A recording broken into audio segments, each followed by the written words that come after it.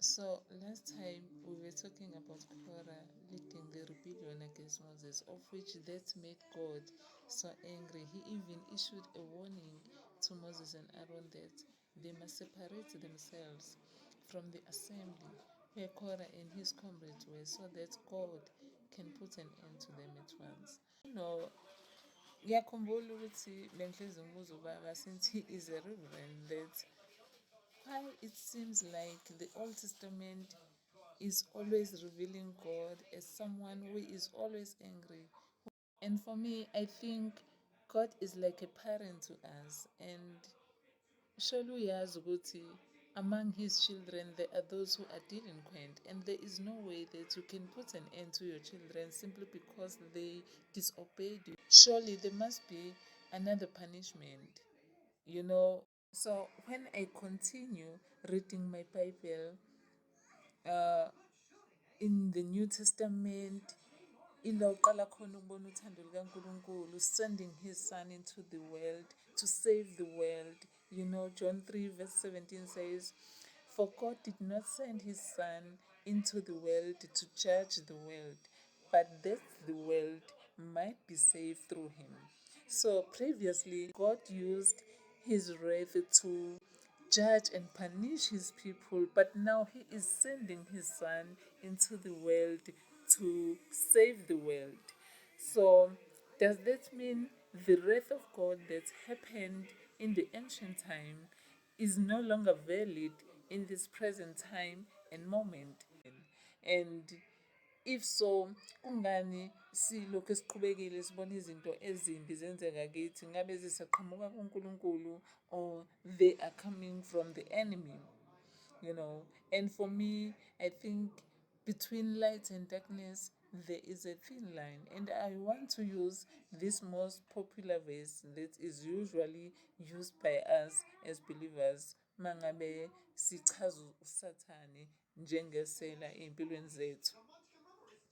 John 10 verse 10, where it says, "The thief comes only to steal, kill, and destroy."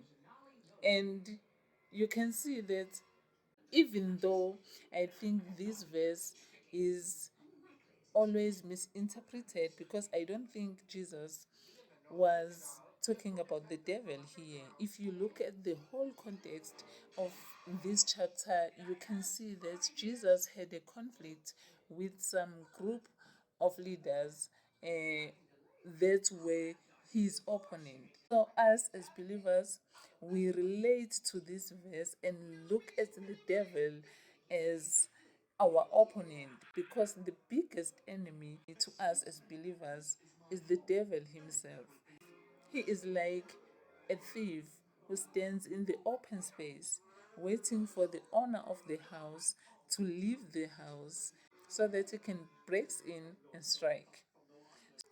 When the owner of the house is absent, it is easier for the enemy to enter the house and strike. Psalm 127 verse 1 says, "Unless the Lord builds the house, the builders labor in vain." So the presence of God is important to us. Ukuze isitha singalokhu sizingenela nje kithi, we need a protection, we need a guardian, we need someone who will always be there for us to fight the enemy.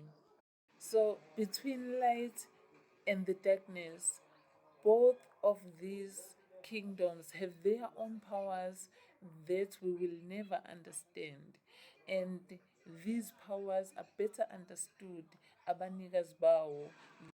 This is why it is important to leave the war kubanikazi bayo and never fight for ourselves. So if we see all these bad things happening in our lives, we must know that we are far from God. Ngoba uNkulunkulu akamshiyi umuntu, kodwa thina sishiya uNkulunkulu. Romans 3 verse 23 says, "For all have sinned and fall short of the glory of God." In chapter 6 verse 23, again Paul says, "For the wages of sin is death." So ubaba wezono zonke is the devil himself.